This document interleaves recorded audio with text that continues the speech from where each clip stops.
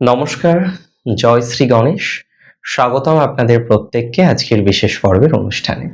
আজকে মূলত আমরা বৃষ রাশির জাতক জাতিকাদের নিয়ে আলোচনা করতে হাজির হয়েছি এবং বৃষ রাশির জাতক জাতিকাদের জীবনের কিছু চরম সত্য, যে সত্যগুলো সাধারণত কেউ আলোচনা করে না, এরকম কিছু সত্য আজকে আপনাদের সামনে আমি তুলে ধরবো বা তুলে ধরার চেষ্টা করব।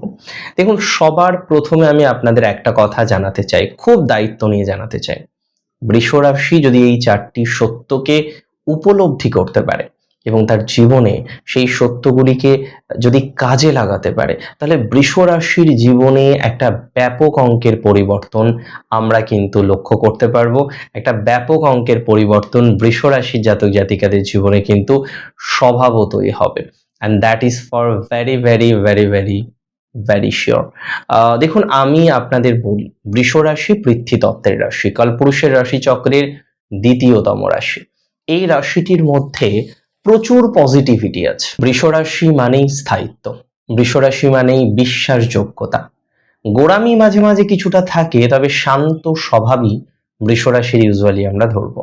কিন্তু এই সমস্ত স্বভাবের আড়ালে এমন কিছু সত্য আজকে উদ্ঘাটন করার চেষ্টা করব, যে বিষয়গুলো আপনি যদি রিয়েলাইজ করতে পারেন এবং আপনার জীবনে প্রয়োগ করতে পারেন, তাহলে আপনার জীবনে একটা বড়সড় পরিবর্তন আমরা এক্সপেক্ট করতে পারি। দেখুন, সবার প্রথমে একটু বুঝে নিই বৃষ রাশির বৈশিষ্ট্য কি কি। ফার্স্ট অফ অল, স্থায়িত্ব এবং নির্ভরযোগ্যতা। আপনি বৃষ রাশির জাতক জাতিকাদেরকে চোখ বুজে বিশ্বাস করতে পারেন। তারা জীবনে স্থায়িত্ব পছন্দ করে এবং যে কোনো সম্পর্কে তারা কিন্তু স্থায়িত্বটাকে চায়।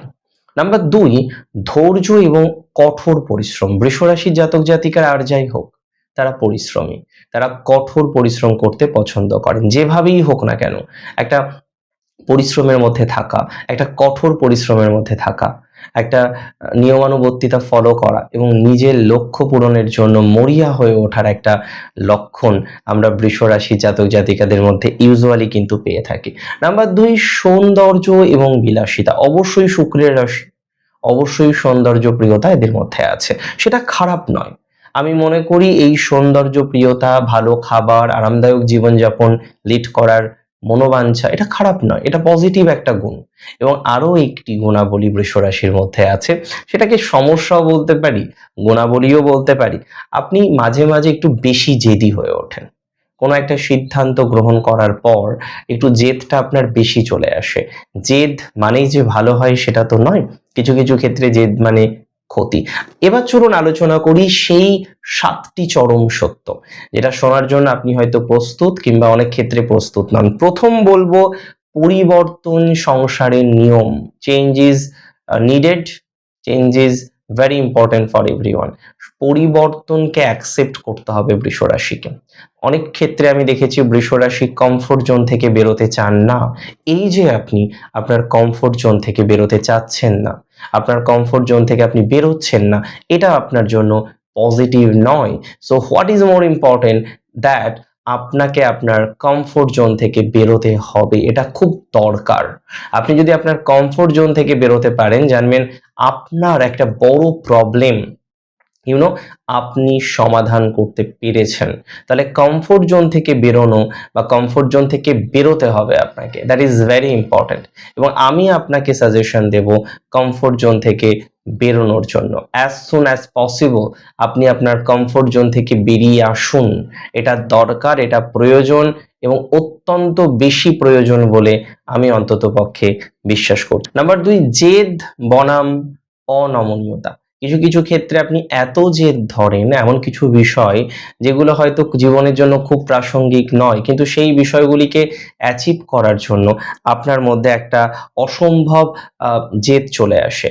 তবে ভুল সিদ্ধান্তেও আপনি একই ধরনের প্রভাব রাখেন। যেমন সঠিক সিদ্ধান্তে আপনার জেদ থাকে, সেটা অবশ্যই ভালো, বাট ভুল সিদ্ধান্তেও এই ধরনের জেদ করার মেন্টালিটি আমরা লক্ষ্য করেছি। দেখুন, আমি বলবো যেটা সঠিক সিদ্ধান্ত সেখানে আপনার জেদ থাকুক, কিন্তু যেটা ভুল সিদ্ধান্ত সেটা ভুল মানে ভুল, সেখানে জেদ করে কোনো লাভ নেই। সেই ভুল সিদ্ধান্ত থেকে বেরিয়ে আসার চেষ্টা আপনাকে করতে হবে। সেখানে নমনীয়তা দেখানো, এটা কিন্তু খুব ইম্পর্টেন্ট। সেটা আপনার দুর্বলতা নয়, সেটি আপনার সবলতা। অতিরিক্ত সঞ্চয় এবং আসক্তি। দেখুন, সঞ্চয় করতে হবে, অর্থ ইজ ভেরি ইম্পর্টেন্ট। আর্থিক নিরাপত্তাটা প্রত্যেকের দরকার বলে আমি মনে করি, কিন্তু আপনার এটা নয় সব ক্ষেত্রে, কিন্তু কিছু কিছু ক্ষেত্রে বস্তুগত বিষয় অ্যাচিভের জন্য মরিয়া হয়ে ওঠা, কিছু কিছু ক্ষেত্রে আমি দেখেছি বস্তুগত বিষয়গুলিকে অ্যাচিভ করার জন্য আপনি প্র্যাকটিক্যালি মরিয়া হয়ে ওঠেন, এবং টু বি ভেরি অনেস্ট, এটা অনেক ক্ষেত্রেই ভুল সিদ্ধান্তকে রিপ্রেজেন্ট করে। এই যে মরিয়া হয়ে ওঠা, এটা আপনার জন্য সব থেকে বেশি ক্ষতিকারক। মরিয়া হয়ে ওঠেন বলেই প্রবলেমগুলো বাড়ে। সো মরিয়া হয়ে ওঠা যাবে না সবকিছুর জন্য, এই উপলব্ধিটা সবার আগে করুন। সবকিছুর জন্য মরিয়া হওয়া যাবে না। বিশেষ করে কিছু বস্তুগত বিষয়ের জন্য আপনি আপনার শখ আহ্লাদ সব বিসর্জন দিলেন, এবং পার্টিকুলারলি সেই ম্যাটারটাকেই কানেক্ট করার বারবার বারবার চেষ্টা করছেন, এটা কিন্তু আপনার জন্য বেশ নেগেটিভ। সামঞ্জস্যতা রাখতে হবে। বৃষ রাশির আরেকটি আমি চরম সত্য বলবো, সেটি হলো অলসতার ফাঁদ। বৃষ রাশি যদি একবার এই ফাঁদে পড়ে, সেই ফাঁদ থেকে বেরোনোটা খুব দুষ্কর হয়ে ওঠে। এমনিতে আপনি খুব অ্যাক্টিভ, যথেষ্ট অ্যাক্টিভ, অ্যাক্টিভনেসের মাধ্যমে লাইফে অনেক কিছু করার চেষ্টা করছেন, কিন্তু অলসতার ফাঁদ যদি আপনার একবার আপনি পড়ে যান, পুনরায় সক্রিয় করাটা আপনাকে খুব কঠিন। আমি আপনাকে একটাই সাজেশন দেব, আর যাই করেন না কেন, অলসতার ফাঁদে কখনোই পড়বেন না। এর পরের যে সত্যটা আমি বলবো সেটি হলো, সম্পর্কের উপরে অত্যন্ত অধিকার বোধ জন্মায় আপনার। এমনিতে আপনি খুব লয়াল, সেটা আমরা সবাই জানি। সবাই জানে যে বৃষ রাশির মতো লয়াল রাশি খুব কম আছে, কিন্তু লয়ালিটি আছে মানেই যে আপনাকে অন্য বিষয়গুলোকে মেনটেন না করে জাস্ট চাপ দিতে হবে, এটা করা যাবে না। লয়ালিটি আপনার মধ্যে আছে আমি জানি, কিন্তু আপনি আপনার অপোনেন্টকে চাপ দিচ্ছেন, অপোনেন্টকে একটা অতিরিক্ত চাপের মধ্যে রাখছেন, এটা খুব ভালো অভ্যাস হলো না। সো আমি যেটা বলতে চাই যে আপনি লয়ালিটি রাখুন, এটা খুব ইম্পর্টেন্ট, কিন্তু অ্যাটলিস্ট আর যাই করেন না কেন, ডমিনেশন করবেন না, অতিরিক্ত অধিকার বোধ তৈরি করবেন না। আপনারই, সেটা আমরা সবাই জানি, আপনার ভালোবাসার মানুষ আপনারই, কিন্তু তাকে ডমিনেট করতে হবে, কিংবা তাকে সবসময় একটুও স্বাধীনতা দেওয়া যাবে না। এই মেন্টালিটি গুলোর জন্য বহু ক্ষেত্রে বৃষ রাশির পার্সোনাল লাইফে একটা হ্যাভক সমস্যা হয়। বৃষ রাশির আরেকটা আমি পয়েন্ট বলবো, যেটা আমার মনে হচ্ছে খুব বোঝা দরকার, ক্ষোভ পুষে রাখার অভ্যাস। কে বলে শুধু বৃশ্চিকের মধ্যে ক্ষোভ আছে? ক্ষোভ তো সবার মধ্যেই থাকতে পারে, বাট বৃষ রাশি ক্ষোভ পুষে রাখেন। কেমন ক্ষোভ? একবার বিশ্বাস যদি ভাঙে কেউ বৃষ রাশির, সে চেষ্টা করে যে না আবার বিশ্বাস করি। এটা কি সহজ? এতটাই সহজ নয়। তো একবার যদি বৃষ রাশির কেউ বিশ্বাস ভাঙে, বৃষ রাশি দ্বিতীয়বার তাকে কিন্তু সহজে ক্ষমা করতে পারে না, সুযোগ দিতে পারে না, বা সুযোগ দিলেও না ঠিক মন থেকে দিতে পারে না। এটা বৃষ রাশির একটা বড় বাধা, যে বৃষ রাশি একবার যদি কোনো জাতক বা জাতিকা বৃষ রাশির বিশ্বাসটা ভেঙে দেয়, দ্বিতীয়বার তাকে বিশ্বাস করাটা বৃষ রাশির জন্য খুব বেশি কঠিন। বিশ্বাস করুন, এবং নিজের যোগ্যতার সঠিক মূল্যায়ন, আমি এটা দেখেছি, এবং এটা আপনার একটা ডার্ক সিক্রেট। কি সিক্রেট? যে আপনি যতটা যোগ্য তার থেকে কম পেয়েও আপনি কিছু কিছু ক্ষেত্রে সন্তুষ্ট হয়ে যাচ্ছেন। কমফোর্ট জোনের বাইরে পা রাখুন না, একটু দেখুন না কমফোর্ট জোনের বাইরে পা রেখে আপনি সে আগেও যেটা করছিলেন এখনো সেটা করছেন, অবশ্যই সেটা কন্টিনিউ করুন। আই উইশ সেটা খুব ভালোভাবে আপনি কন্টিনিউ করুন। But what is the problem? আপনি কন্টিনিউ করতে গিয়ে প্রবলেমের মধ্যে পড়ছেন, তবুও আপনি দেখছেন না ঠিক আছে একটু অ্যাডজাস্ট করেই তো চলা যায়, একটু অ্যাডজাস্ট করলে তার কোনো ক্ষতি নেই। এটাই তো আপনার কমফোর্ট জোন থেকে না বেরোনোর অভ্যাস। আমার মনে হয় আপনাকে, বৃষ রাশির জাতক জাতিকাদের, আপনাদের কমফোর্ট জোন থেকে আপনাকে বেরোতে হবে, অ্যাজ সুন অ্যাজ পসিবল আপনাকে বেরোতে হবে। যত তাড়াতাড়ি বেরোতে পারবেন তত তাড়াতাড়ি পজিটিভিটি আপনার লাইফে আসবে, আই চ্যালেঞ্জ ইউ। তবে বৃষ রাশির বর্তমান ট্রানজিটটাও একটু বোঝার দরকার, কারণ এই যে অভ্যাসগুলো বললাম, এই যে সিক্রেটগুলো বললাম, আমি মনে করি এটা থেকে বেরোতে হবে। এখন যে সিচুয়েশন চলছে তাতে কি আপনি বেরোতে পারবেন? সেটার কি সম্ভাবনা আছে? আমি আপনাকে বলবো হ্যাঁ আছে। এই মুহূর্তে আপনি যদি খুব ভালোভাবে লক্ষ্য করেন, দেখবেন আপনার ঠিক একাদশ ঘরে শনি ট্রানজিটে বা গোচরে অবস্থান করছেন।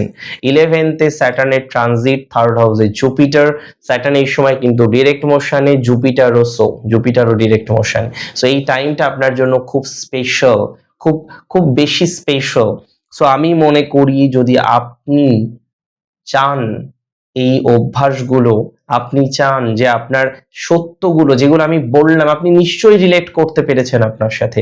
যদি সত্যিই রিলেট করতে পারেন এবং মনে করেন যে না সত্যিই তো এই 7টা অভ্যাস পাল্টে ফেললে রাতারাতি না হলেও ভাগ্যের ক্ষেত্রে অনেকটা প্রভাব আসবে, আমি বলবো আজ থেকে শুরু করুন। রুদ্রের নাম নিন, তার কাছে প্রার্থনা জানান যে আপনি এই অভ্যাসগুলো ছাড়তে চান, আপনি ভালো কিছু লাইফে প্রবেশ করাতে চান, ভালোই হবে আপনার। ভালো থাকুন আপনারা প্রত্যেকে। মাটির মতো সহনশীল রাশি হচ্ছেন আপনি, পাহাড়ের মতো অটল রাশি হচ্ছেন আপনি। আপনার এই শক্তির সঠিক দিকে যদি পরিচালনা করা যায়, জীবনে প্রচুর ডেভেলপমেন্ট আসবে। আজকে 7টি চরম সত্যের কথা বললাম এবং যেগুলো মনে হচ্ছে আপনার লাইফের সাথে অ্যাপ্লিকেবল, হতে পারে 7টাই, হতে পারে একটা, হতে পারে দুটো, হতে পারে 4টে। যে বিষয়গুলো আপনি লাইফে অ্যাপ্লিকেবল মনে করছেন ইমিডিয়েট বেসিসে শুরু করুন। আপনার কমেন্টের অপেক্ষায় থাকবো। ভালো থাকুন আপনি। জয় শ্রী গণেশ।